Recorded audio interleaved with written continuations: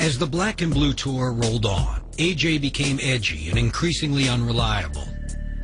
To keep up with the group's frantic pace, he soon added cocaine and prescription pills to his growing pantheon of addictions. First time I tried cocaine was the night that we shot the Call video. And I made it a point to tell everybody, practically everybody on set, that I was on coke, because I was freaking paranoid like a mother. When he offered me cocaine, I was just like, what in the hell? It scared the hell out of me.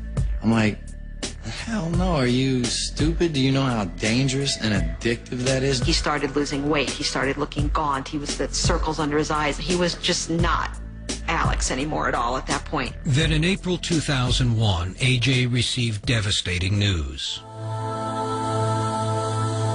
His beloved grandmother was suffering from terminal heart disease. But even at her deathbed, he could not abandon his addictions. Well, he told us later that, first of all, he wanted to go have a drink.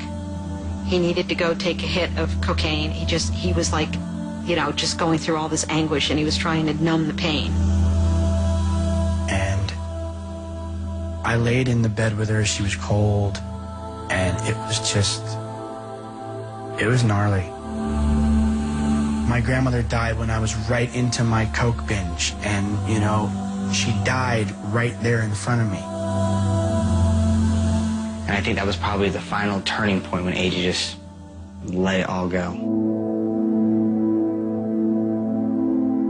Isolated and alone, AJ retreated into himself, medicating his sorrow with more drugs and spending less and less time with his family and friends. AJ had become very scared, I think, for his own safety, his own life, because he had OD'd a couple of times and kept it a secret from everybody. But he wouldn't check himself into a hospital. He wouldn't do anything because he was afraid the media would find out. So he hid it from everybody. In June of 2001, AJ holed up in a Boston hotel room and refused to attend a publicity shoot. And the Backstreet Boys' 10-year bond was on the verge of being broken for good. He's basically like, F you, I'm not working, it's my day off. I'm like, we had this discussion yesterday, get up. And he's like, no. And I'm like, you know, F you, and you suck, and you know what you're talking about. I don't have a problem. Get out of my room, get out of my life. I'm like, you know what? I'm done with you. I can't stand you anymore. I hate you, you make me sick, you're dead to me. As soon as he left, I called my security and said, dude, I quit. I want out of the group. I'm done. I want to go home. AJ abandoned the Backstreet Boys, but he realized he needed help. Within days, he checked into a rehab center in Arizona, leaving the others to announce that their tour had been postponed indefinitely. Guys, welcome. I'm sorry it has to be under these circumstances, but tell me what's going on. Kev? AJ and we have come to a decision that he's going to receive treatment for depression, anxiety, and his excessive consumption of alcohol. Initially for 30 days. I think the hardest part about letting everybody know the truth is that we were letting ourselves know the truth at the same time. AJ endured weeks of grueling rehab. Finally, he made a dramatic return to the stage to ask for forgiveness from his fans. Welcome, you guys, to the Backstreet Boys Black and Blue Tour. I will never forget the first day out, back.